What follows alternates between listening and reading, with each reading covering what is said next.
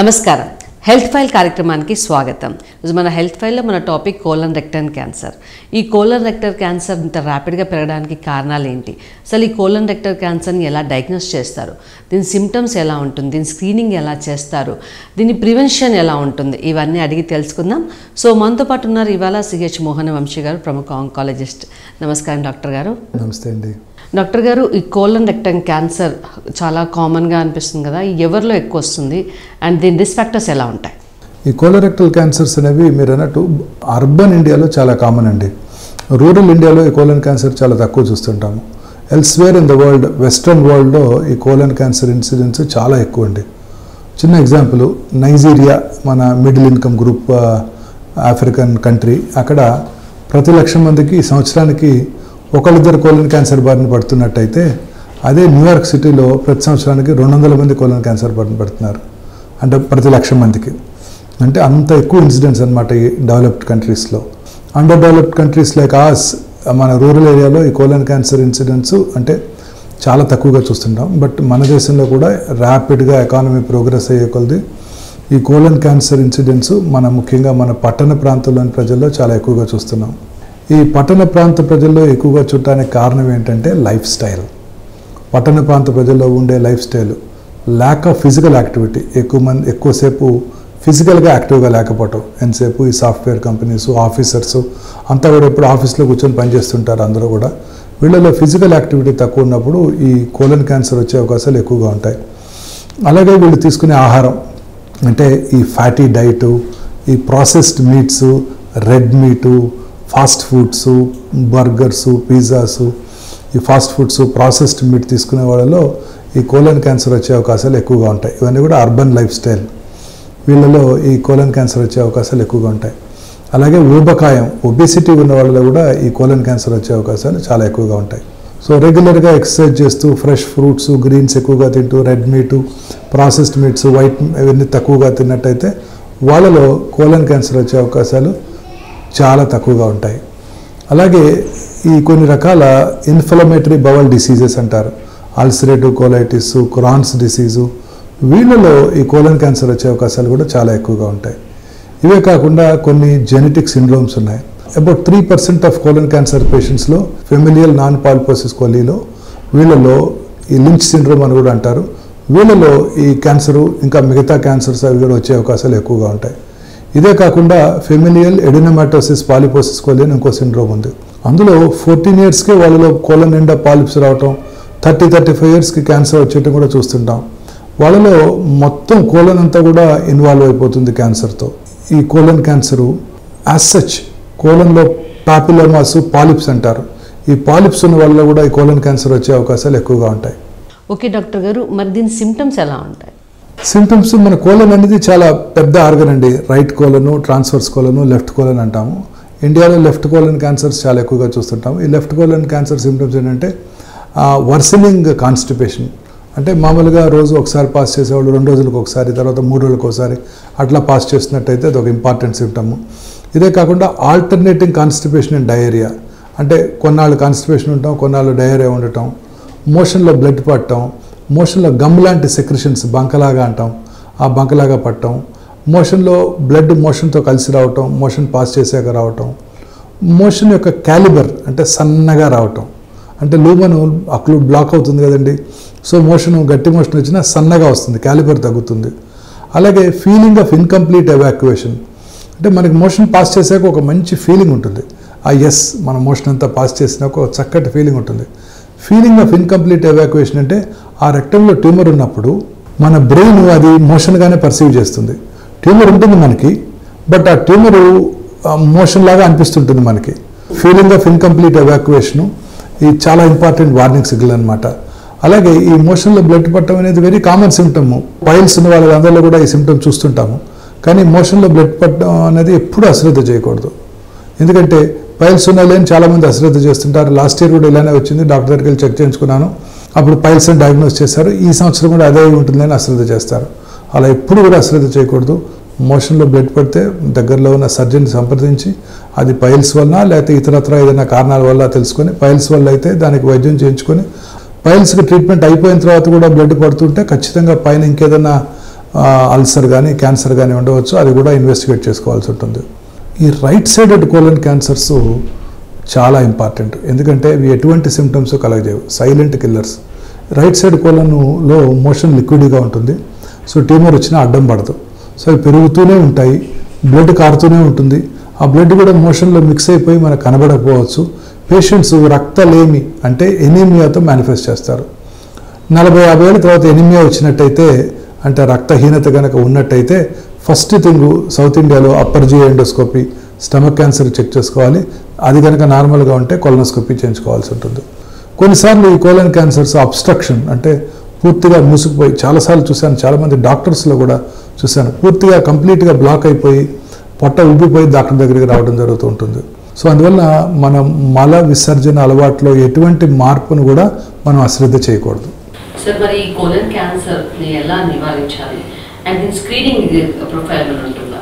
Basically నివారించడం అంటూ ఏముండదండి. ప్రివెంట్ చేయాలంటే మనందరం కూడా లైఫ్ స్టైల్ చేంజెస్, రెగ్యులర్గా ఫిజికల్లీ యాక్టివ్గా ఉండటం, రెగ్యులర్గా ఎక్సర్సైజ్ చేయటం వెరీ ఇంపార్టెంట్. అలాగే మన డైటరీ హ్యాబిట్స్ ఇందాక మనం డిస్కస్ చేసాము, ఈ high fatty diet, red meat, processed meats, tinned foods, canned foods ఇవన్నీ పూర్తిగా అవాయిడ్ చేయాలి. ఫ్రెష్ ఫ్రూట్స్, వెజిటబుల్స్ రెగ్యులర్గా తీసుకుంటూ, గ్రీన్స్ అవి ఎక్కువగా తీసుకుంటూ, రెగ్యులర్గా ఎక్సర్సైజ్ చేస్తూ, లీన్ బాడీ మాస్ అంటే ఊబకాయం నివారించి, అలాగే దురలవాట్లకు దూరంగా ఉంటామండి. మోస్ట్ ఇంపార్టెంట్, స్మోక్ చేసే వాళ్ళలో, ఆల్కహాల్ తాగే వాళ్ళలో కూడా ఈ కోలన్ క్యాన్సర్ ఎక్కువ వచ్చే అవకాశాలు ఉంటాయి. ముఖ్యంగా ఆల్కహాల్ వెరీ ఇంపార్టెంట్. ఈ రెండు కూడా పూర్తిగా మనం కంప్లీట్గా అవాయిడ్ చేయగలిగితే కోలన్ క్యాన్సర్ నుంచి దూరంగా ఉండవచ్చు. ఇప్పుడు ఈ కరోనరీ ఆర్టరీ డిసీజ్లో పేషెంట్స్లో ఈ బ్లడ్ క్లాట్ అవ్వకుండా ఆస్పిరిన్ అనే డ్రగ్ వాడుతుంటాం. యాంటీప్లేట్లెట్ ఏజెంట్ ఆస్పిరిన్ చాలామంది వాడుతుంటారు, నేను కూడా వాడుతుంటాను. ఆస్పిరిన్ డాక్టర్స్ అంతా వాడతారు. ఆస్పిరిన్ హార్ట్ అటాక్ రాకుండా ఉంటుందేమోనని ఆశ. ఈ ఆస్పిరిన్ వాడే వాళ్ళలో ఈ కోలన్ క్యాన్సర్ వచ్చే అవకాశాలు తక్కువగా ఉంటాయి. అలాగే కొన్ని రకాల ఇన్ఫెక్షన్స్, స్ట్రెప్టోకోకస్ గ్యాలలైటికస్, ఎంట్రో బ్యాక్టీరియా, వీళ్ళల్లో కూడా some sort of toxins release అవటం వలన ఈ కోలన్ క్యాన్సర్ వచ్చే అవకాశాలు ఎక్కువగా ఉంటాయి. ఈ screening is also very important. Especially మనం డిస్కస్ చేసాం ఇందాక, familial adenomatous polyposis coli, familial non adenomatosis polyposis coli, Lynch syndrome, వీళ్ళలో కూడా జనరల్గా ఈ ఫెమిలియల్ ఎడినోమాటోస్ పాలిపోసిస్ కోలి వాళ్ళకి తొందరగా ఈ క్యాన్సర్ వచ్చేస్తుంది. కాబట్టి 15 ఇయర్స్కే ముందుగా వాళ్ళకి తల్లిదండ్రులు ఎవరో ఒకరికి ఉంటుంది ఆ జీన్, ఎఫ్ఏపీ జీన్ అంటారు. అది ఉన్నట్టయితే వాళ్ళు ముందుగా కొలనోస్కోపీ చేయించుకోవాల్సి ఉంటుంది. ఆ తర్వాత కూడా 3 నుంచి 5 సంవత్సరాలకు ఒకసారి కొలనోస్కోపీ చేసుకుంటూ అవసరమైతే ఎఫ్ఏపీ జీన్ ఉన్న వాళ్ళలో టోటల్ ప్రాక్టోకోలెక్టమీ చేయడం జరుగుతూ ఉంటుంది. అలాగే other risk factors like ulcerative colitis, అలాగే క్రాన్స్ డిసీజ్ పేషెంట్స్లో ఎస్పెషల్లీ 10 ఇయర్స్ ఉన్న తర్వాత వాళ్ళలో క్యాన్సర్ వచ్చే అవకాశాలు ఎక్కువగా ఉంటాయి. అందువల్ల వాళ్ళు long standing ulcerative colitis patients సంవత్సరానికి ఒకసారి కొలనోస్కోపీ చేసుకుంటూ క్యాన్సర్గా ఏమైనా మారిందా లేదా గమనించాల్సి ఉంటుంది. సో ఇవన్నీ కూడా చాలా ఇంపార్టెంట్. అలాగే పాలిప్స్ ఉన్నవాళ్ళు, అంటే హిస్టరీ ఆఫ్ పాలిప్స్ ఉన్నట్టయితే అది కూడా రిస్క్ ఫ్యాక్టరే. పాలిప్స్ ఒకసారి పాలిపెక్టమీ చేయించుకున్నాక వాళ్ళు కూడా డాక్టర్ యొక్క రికమెండేషన్ బట్టి 3 to 5 ఇయర్స్కి ఒకసారి కొలనోస్కోపీ చేసుకోవడం ద్వారా మనం క్యాన్సర్ రాకుండా చేసుకోవడానికి లేదా క్యాన్సర్ని ముందుగా గుర్తించడానికి అవకాశం ఉంటుంది. ఈ రిస్క్ ఫ్యాక్టర్స్ ఎక్కువ ఉన్న వాళ్ళు ఒక ఇంపార్టెంట్ 2 టెస్టులు ఇంపార్టెంట్. ఒకటి ఇందాక మనం చెప్పినట్టు కొలనోస్కోపీ బార్ సిగ్మాడోస్కోపీ, రెండోది ఫీకల్ అకల్ట్ బ్లడ్ టెస్టింగ్, అంటే మోషన్లో బ్లడ్ ఏమైనా ఉందా లేదా తెలుసుకోవటం. దీనికి కొన్ని రకాల బయోకెమికల్ మెథడ్స్, ఇమ్యూనోకెమికల్ మెథడ్స్ కూడా అందుబాటులో ఉన్నాయి. బయోకెమికల్ మెథడ్స్ గ్వాయిక్ టెస్ట్ అంటారు, వెరీ పాపులర్. బట్ దీనికి చాలా డైటరీ రిస్ట్రిక్షన్స్ అన్నీ ఉంటాయి. ఇమ్యూనోకెమికల్ మెథడ్స్ ఆర్ ప్రిఫరబుల్. వీటిల్లో డైటరీ రిస్ట్రిక్షన్స్ లేకుండా మనం టెస్ట్ చేసుకుంటూ ఒకవేళ ఫీకల్ అకల్ బ్లడ్ టెస్టింగ్ అనుకున్నట్టయితే దానికి తగిన విధంగా స్క్రీనింగ్ కొలనోస్కోపీ లేదా సిగ్మాడోస్కోపీ చేసుకోవాల్సి ఉంటుంది. ఈ మధ్యకాలంలో స్టూల్ డిఎన్ఏ టెస్ట్ కూడా అందుబాటులోకి వచ్చింది. ఈ స్టూల్ డిఎన్ఏ టెస్ట్లో బయోకెమికల్ మార్కర్స్ ఉంటాయి, జెనెటిక్ మార్కర్స్ ఉంటాయి. వాటిని ఐడెంటిఫై చేసి క్యాన్సర్ ఉందా లేదా తెలుసుకునే టెస్ట్ కూడా ఇప్పుడు మనకు అందుబాటులోకి వచ్చాయి. సో వీటన్నిటి ద్వారా కోలన్ క్యాన్సర్ని మనం ముందుగా గుర్తించడానికి అవకాశం ఉంటుంది. అలాగే ఎక్సెసివ్గా నైట్ టైం పనిచేసే ఎంప్లాయీస్, ఈ బీపీ ఆఫీస్లో రాత్రంతా పనిచేస్తూ అమెరికన్ టైమింగ్స్కి, యూరోపియన్ టైమింగ్స్కి, వాళ్ళలో ఎక్సెసివ్ వైట్ లైట్కి ఎక్స్పోజ్ అయ్యి రాత్రిపూట నిద్రపోకుండా పగలు నిద్రపోవటం, మన రొటీన్ రిథమ్ డిస్టర్బ్ అయినప్పుడు వీళ్ళలో colon cancer, breast cancer, endometrial cancer వచ్చే అవకాశాలు ఎక్కువగా ఉంటాయి. సో రెగ్యులర్గా వీటన్నిటికీ చెక్ చేయించుకోవటం, వీళ్ళందరూ కూడా రెగ్యులర్గా అవసరమైతే స్క్రీనింగ్ చేసుకోవటం, సిమ్టమ్స్ ఏమైనా ఉన్నట్టయితే వెంటనే చెక్ చేసుకోవడం చాలా ఇంపార్టెంట్. డాక్టర్ గారు, ఈ కోలన్ రెక్టల్ క్యాన్సర్ ఎలా డయాగ్నోస్ చేస్తారు, దీని స్టేజింగ్ ఎలా చేస్తారు? రెక్టల్ క్యాన్సర్ అయితే చాలా ఈజీగా మనం క్లినికల్ ఎగ్జామినేషన్లోనే రెక్టల్ ఎగ్జామినేషన్లోనే మనం దాన్ని ఈజీగా ఐడెంటిఫై చేయవచ్చు. కోలన్ క్యాన్సర్ని డయాగ్నోస్ చేయడానికి సిగ్మాడోస్కోపీ, కొలనోస్కోపీ ద్వారా మనం క్యాన్సర్ ఎక్కడ ఉన్నది, కరెక్ట్ లొకేషన్ ఎలా ఉంది, ఎంత అడ్వాన్స్ అయ్యింది, అలాగే బయాప్సీ చేయడం ద్వారా అది ఏ రకమైన క్యాన్సర్ కూడా తెలుసుకోవచ్చు. కొన్నిసార్లు సిగ్మాడోస్కోపీ, కొలనోస్కోపీ కంప్లీట్ చేయలేకపోయినట్టయితే వర్చువల్ కొలనోస్కోపీ అని కూడా చేస్తుంటారు. అంటే సిటీ స్కాన్ సహాయంతో వర్చువల్ కొలనోస్కోపీ చేసి ట్యూమర్ ఎక్కడుందో చూసి దాన్ని బయాప్సీ చేయడం జరుగుతూ ఉంటుంది.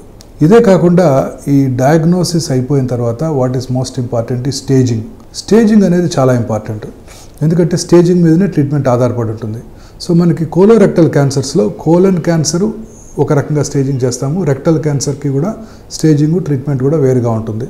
కోలన్ క్యాన్సర్కి అయినట్టయితే మన first test whole body PET CT scan, positron emission tomographic scan అనమాట. ఈ స్కాన్ ద్వారా శరీరంలో ఈ క్యాన్సర్ ఎంత దూరం పాకిందో తెలుసుకునే అవకాశం ఉంటుంది. ఈ మధ్యకాలంలో మన దక్షిణ భారతదేశంలో మొట్టమొదటిసారిగా high definition digital PET scan ఈ ఒమేగా హాస్పిటల్ గచ్చిబౌలిలో ఏర్పాటు చేయడం జరిగింది. ఈ డిజిటల్ పెట్ స్కాన్ యొక్క అడ్వాంటేజ్ ఏంటంటే అతి తక్కువ రేడియేషన్ ఎక్స్పోజర్. నార్మల్గా బయట ఉన్న అనలాగ్ పెట్ స్కాన్స్లో రేడియేషన్ ఎక్స్పోజర్ 23 to 24 మిల్లీసీవరెట్స్ ఉన్నట్టయితే డిజిటల్ పెట్ స్కాన్లో మోర్ సెన్సిటివ్ స్కాను 8 మిల్లీసీవరెట్స్ రేడియేషన్లోనే చేయడానికి అవకాశం ఉంటుంది. ఎందుకంటే ఇది ఆర్టిఫిషియల్ ఇంటెలిజెన్స్ పవర్డ్ మెషిన్ కాబట్టి ఆటోమేటిక్ పొజిషనింగ్తో ఇంక్రీజ్డ్ ఫీల్డ్ ఆఫ్ విజన్తో చేస్తూ ఉంటారు. కాబట్టి మొత్తం స్కాన్ అంతా కూడా 3 to 4 మినిట్స్లో అయిపోతుంది. నార్మల్గా 12 to 15 మినిట్స్ పట్టేది 3 to 4 మినిట్స్లో అయిపోతుంది. కాబట్టి చాలా ఈజీగా మనము ఈ పెట్ స్కాన్ చేసుకుని శరీరంలో ఎంత దూరం పాకిందో తెలుసుకోవచ్చు. రెక్టల్ క్యాన్సర్ వచ్చేసరికి కొంచెం డిఫరెంట్గా ఉంటుంది. ఇక్కడ రెక్టము CT స్కాన్ కన్నా కూడా MRI ద్వారా మనం కరెక్ట్గా ఐడెంటిఫై చేయగలుగుతాం. రెక్టల్ క్యాన్సర్స్లో ట్యూమర్ ఎంత డెప్త్లోకి వెళ్ళింది అనేది ఇంపార్టెంట్. దానికి MRI చాలా యూస్ఫుల్గా ఉంటుంది. For the first time in our country digital PET-MR Omega గచ్చిబౌలిలో అందుబాటులోకి తీసుకురావడం జరిగింది. ఈ డిజిటల్ PET-MR ద్వారా రెక్టంలో ఉన్న 4 లేయర్స్ 3 లేయర్స్లో ట్యూమర్ ఇన్నర్ లేయర్ నుంచి బయట ఎంత దూరం పాకింది, అలాగే పెరిరెక్టల్ లింఫ్ నోడ్స్ ఎంతవరకు ఇన్వాల్వ్ అయ్యి అనేది MRI డిజిటల్ PET-MR ద్వారా యాక్యురేట్గా స్టేజింగ్ చేయగలుగుతాం అనమాట. బేసికల్గా అన్ని కోలన్ క్యాన్సర్స్కి మన క్యాన్సర్లో అన్ని ట్రీట్మెంట్స్ లాగానే surgery, radiation and medical oncology అంటే కీమోథెరపీ, అలాగే కీమోథెరపీతో పాటు ఇప్పుడు టార్గెటెడ్ థెరపీలు, ఇమ్యూనోథెరపీలు కూడా అందుబాటులోకి వచ్చాయి. క్యాన్సర్ ట్రీట్మెంట్లో మోస్ట్ ఇంపార్టెంట్ ఆస్పెక్ట్ ఏంటంటే టీమ్ అప్రోచ్. అంటే surgical oncologist, medical oncologist, radiation oncologist, pathologist, అలాగే న్యూక్లియర్ మెడిసిన్ స్పెషలిస్టు, ఎందుకంటే PET CT PET-MR వాళ్ళు రిపోర్ట్ చేస్తారు కాబట్టి, రేడియాలజిస్టు అందరూ కూడా వెరీ ఇంపార్టెంట్ రోల్ ప్లే చేస్తారు. స్టేజ్ని బట్టి క్యాన్సర్ ట్రీట్మెంట్ ఆధారపడి ఉంటుంది. ఉదాహరణకి కోలన్ క్యాన్సర్ తీసుకున్నట్టయితే జనరల్గా అర్లీ స్టేజెస్లో ఉన్నప్పుడు వీటికి సర్జరీ చేయడం ద్వారా వాటిని పూర్తిగా క్యూర్ చేయడం జరుగుతుంది. సర్జరీ అంటే depending on the location, right side కోలన్లో ఉన్నట్టయితే రైట్ హెమికోలెక్టమీ, లెఫ్ట్ సైడ్ ఉన్నట్టయితే లెఫ్ట్ హెమికోలెక్టమీ చేయడం ద్వారా మనం ఈ క్యాన్సర్ని పూర్తిగా క్యూర్ చేయడానికి అవకాశం ఉంటుంది ఎర్లీగా గుర్తించినప్పుడు. కొన్నిసార్లు లేట్ స్టేజెస్లో అంటే కొన్నిసార్లు లివర్ కూడా పాకినప్పుడు క్యాన్సర్ని గుర్తించినట్టయితే ఈ సర్జరీ చేస్తున్నప్పుడే సాలిటరీ కానీ 2 కానీ లివర్ మెటాస్టసిస్ ఉన్నట్టయితే వాటిని కూడా ఈ సర్జరీ చేస్తున్నప్పుడే సెకండరీస్ని కూడా ఎక్సైజ్ చేయడం ద్వారా మనం వాటిని క్యూర్ చేయవచ్చు.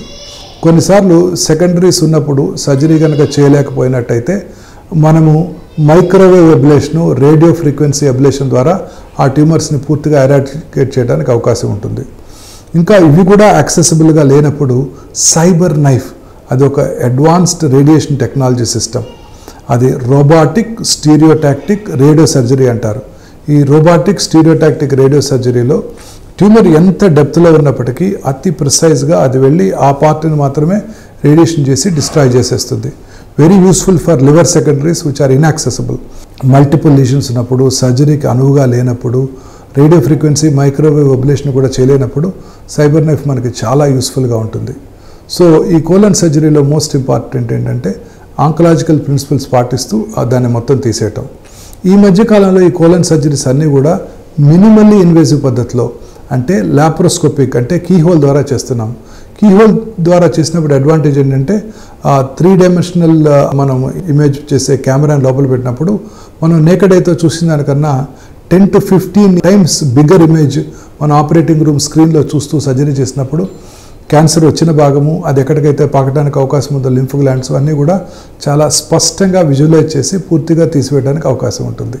అలాగే రెక్టల్ క్యాన్సర్ సర్జరీకి వచ్చినప్పుడు ఈ రెక్టల్ క్యాన్సరు చాలాసార్లు అందరూ కూడా లేట్ స్టేజ్లోనే డయాగ్నోస్ చేయబడతాయి. జనరల్గా వెరీ ఎర్లీగా చాలా తక్కువ మంది, 100కి ఒకళ్ళు కూడా రారు. ఈ మజిల్లోకి వెళ్ళిపోతాయి రెక్టల్ క్యాన్సర్స్.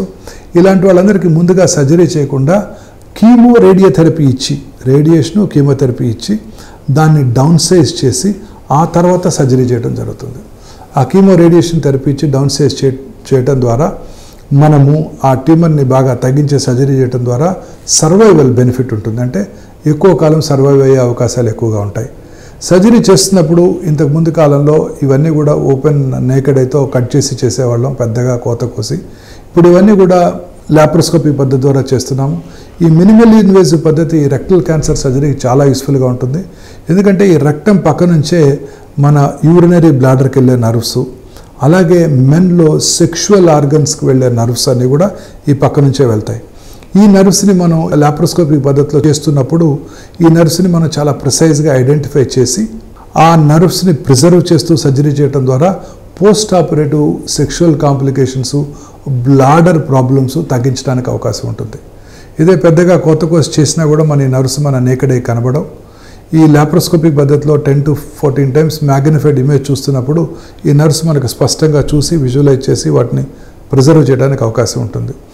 అలాగే కొన్నిసార్లు రెక్టల్ క్యాన్సర్ సర్జరీలో యానల్ స్పింక్టర్ అంటే మన మల విసర్జనని కంట్రోల్ చేసే మెకానిజంకి దగ్గరగా ఉన్నప్పుడు నేకెడ్ అయితే చేసిన దానికన్నా లాప్రోస్కోపిక్ పద్ధతిలో చేసినప్పుడు ఆ స్పింక్టర్ని ప్రిజర్వ్ చేసి మోషన్ని బయటకు రాకుండా, అంటే పొట్ట భాగంలో బయట పెట్టకుండా కింద నుంచే మోషన్ పాస్ చేయించడానికి అవకాశం ఉంటుంది.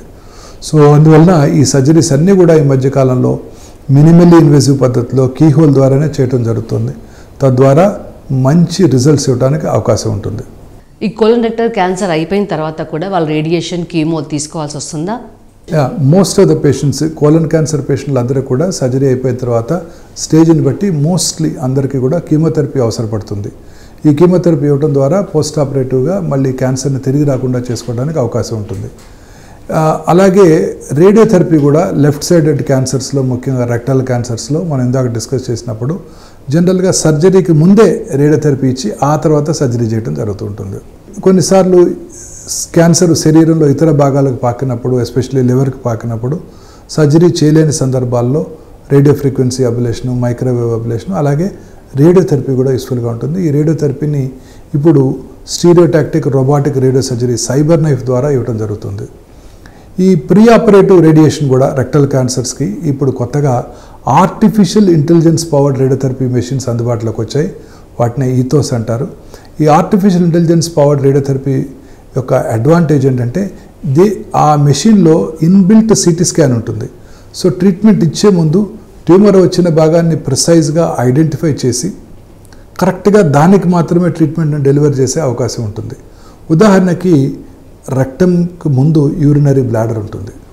అలాగే యూరినరీ బ్లాడర్ కొంచెం డిస్టెండ్ అయి ఉందనుకోండి, ఆ రోజు వారు యూరిన్ పాస్ చేయకుండా ట్రీట్మెంట్కి వచ్చారనుకోండి, ఆ టైంలో రెక్టం కొంచెం వెనక్కి పుష్ చేయబడుతుంది. ఈ మెషిన్ ఎంత సెన్సిటివ్ మెషిన్ అంటే ముందుగా అది విజువలైజ్ చేస్తుంది, చూసిన తర్వాత ఆలోచిస్తుంది. మరి దానికి ఆర్టిఫిషియల్ ఇంటెలిజెన్స్ ఉంది. హ్యూమన్ బ్రెయిన్ కన్నా 20,000 times మోర్ పవర్ఫుల్. ఇదేమిటి, మన రేడియేషన్ ప్లాన్ చేసినప్పుడు బ్లాడర్ ఎక్కడుంది, రెక్టం ఎక్కడుంది, ఇప్పుడు ఈ రెక్టం ఏంటి కొంచెం వెనక్కి పుష్ చేయబడిందని చూస్తుంది, ఆలోచిస్తుంది, కొత్త లొకేషన్కి అడాప్ట్ చేసుకుని దానికి రీప్లాన్ చేసి రేడియేషన్ డెలివర్ చేస్తుంది 2 నిమిషాల్లో. అదే హ్యూమన్ బ్రెయిన్ ఆ పని చేయాలంటే 2 రోజులు పడుతుంది. This is the power of artificial intelligence. తద్వారా పక్కన ఉన్న నార్మల్ ఆర్గన్స్ మీద ఎటువంటి రేడియేషన్ పడకుండా, డోస్ పడకుండా మనం ట్యూమర్ మీదనే ప్రిసైజ్గా కాన్సన్ట్రేట్ చేయడానికి అవకాశం ఉంటుంది డోస్ డెలివరీకి. అలాగే ఈ అడ్వాన్స్డ్ కోలన్ క్యాన్సర్స్లో కీమోథెరపీతో పాటు ఇప్పుడు టార్గెటెడ్ థెరపీస్, బెవాసిజిమాబ్ అని, సెటుక్సిమాబ్ అనే టార్గెటెడ్ థెరపీస్ అందుబాటులో ఉన్నాయి. ఏ టార్గెటెడ్ థెరపీకి లొంగుతుందో ముందుగా తెలుసుకొని దానినే మనం ఈ కీమోథెరపీతో పాటు ఇచ్చినట్టయితే చాలా ఎక్కువ కాలం సర్వైవ్ అవ్వడానికి అవకాశం ఉంటుంది. నార్మల్గా advanced colon cancer, stage 4 colon cancer patients classical typical కీమోథెరపీతో 12 to 14 months సర్వైవల్ ఉన్నట్టయితే టార్గెటెడ్ థెరపీస్ ఇవ్వటం ద్వారా 30 to 40 months సర్వైవల్ ఇవ్వడానికి అవకాశం ఉంటుంది. అలాగే ఇప్పుడు ఇమ్యూనోథెరపీ కూడా అందుబాటులోకి వచ్చింది. ఇమ్యూనోథెరపీ అంటే మన ఓన్ ఇమ్యూనిటీని ఇంప్రూవ్ చేసేది. అంటే నార్మల్గా మనలో ఇమ్యూన్ మెకానిజం ఉంటుంది, కిల్లర్ సెల్స్ అంటారు, టీ సెల్స్. మన హ్యూమన్ డిఫెన్స్ మెకానిజంలో ఇది ప్లేస్ ఏ కీ రోల్. ఈ కిల్లర్ సెల్స్ ఎనీ ఫారిన్ బాడీని డిస్ట్రాయ్ చేస్తాయి. కరోనా వైరస్ కావచ్చు, క్యాన్సర్ సెల్ కావచ్చు. కానీ cancer cells are much smarter. అదేం చేస్తాయంటే మన ఇమ్యూన్ మెకానిజంని బ్లంట్ చేస్తాయి, అంటే మాస్క్ చేస్తాయి. ఇమ్యూనోథెరపీ ఏం చేస్తుందంటే వాటిని అన్మాస్క్ చేసి మన కిల్లర్ సెల్స్ని, క్యాన్సర్ సెల్ని డిస్ట్రాయ్ చేయడానికి హెల్ప్ చేస్తుంది. సో ఇమ్యూనోథెరపీ ఫ్యూచర్లో వైడ్గా యూజ్ చేయబడుతుంది. ఒక వెరీ ఇంట్రెస్టింగ్ డ్రగ్ జోస్టెరిలుమాబ్ అని ఒక డ్రగ్ ఈ మధ్యనే బ్రేకింగ్ న్యూస్ కూడా ఉండింది. About 25 rectal cancer patients with advanced stage 4 cancer పేషెంట్స్ను ఈ జోస్టెరిలుమాబ్ ఇంజెక్షన్ ఇవ్వడం ద్వారా పూర్తిగా క్యూర్ చేయడం జరిగింది స్టేజ్ 4 క్యాన్సర్. బట్ దీనికి కూడా లిమిటేషన్స్ ఉన్నాయి. ముందుగా ఇది ఇమ్యూనోథెరపీకి యూస్ఫుల్గా ఉంటుందా లేదా, అంటే ఈ స్పెషల్ క్యాన్సర్ ఇమ్యూనోథెరపీకి లొంగుతుందా లేదా ముందుగా తెలుసుకునే మెకానిజం, అంటే టెస్టులు కూడా అందుబాటులో ఉన్నాయి. ఆ టెస్టులు కూడా చేసుకుని ఇమ్యూనోథెరపీకి లొంగుతుందా అని తెలుసుకొని అప్పుడు మనం ఇవ్వాల్సి ఉంటుంది అడ్వాన్స్ క్యాన్సర్ పేషెంట్స్లో. సో ఈ కీమోథెరపీ, టార్గెటెడ్ థెరపీ, ఇమ్యూనోథెరపీస్తో లేట్ స్టేజ్ కోలన్ క్యాన్సర్ పేషెంట్స్కి, రెక్టల్ క్యాన్సర్ పేషెంట్స్ కూడా ప్రొలాంగ్డ్ లైఫ్ ఇవ్వడానికి అవకాశం ఏర్పడింది. ఓకే డాక్టర్ గారు, మీ వాల్యుబుల్ టైం మాకు కేటాయించినందుకు thank you very much. Thank you madam. Okay, మీరు చూసారు కదండి, ఈరోజు మన హెల్త్ ఫైల్లో మన topic colon rectal cancer. So ఈ కోలన్ రెక్టల్ క్యాన్సర్ రాకుండా ఉండడానికి ఎలాంటి జాగ్రత్తలు తీసుకోవాలో, ఫస్ట్ ఆఫ్ ఆల్ మనకి కొంచెం సిమ్టమ్స్ అంటే మోషన్లో బ్లడ్ పడుతున్నా, లేకపోతే మోషన్ చాలా స్టిక్కీగా వస్తున్నా ఇమీడియట్గా డాక్టర్ని అప్రోచ్ కండి. అలాగే కోలన్ రెక్టల్ క్యాన్సర్ రాకుండా ఉండాలంటే లైఫ్ స్టైల్ మోడిఫికేషన్స్ ఫస్ట్ అండి. రెడ్ మీట్ అవాయిడ్ చేయండి, smoking, alcohol and fast foods like pizza, burgers ఇవన్నీ అంటే బాగా ఫ్యాటీ ఐటమ్స్ అవాయిడ్ చేయండి. సో ఈ కోలన్ రెక్టల్ క్యాన్సర్ రాకుండా ఉంటుంది. ఒకవేళ ఇంట్లో అంటే హెరిడిటీ వల్ల ఇంట్లో ఎవరికైనా ఉంటే ఎవ్రీ ఇయర్ ఒకసారి స్క్రీనింగ్ చేసుకుంటూ ఉండండి. సో హెల్త్ ఈజ్ వెల్త్ అన్నారండి. సో మీ ఆరోగ్యం మీ చేతిలో ఉంది. సో ఇది వాళ్ళ హెల్త్ ఫైల్. నమస్తే.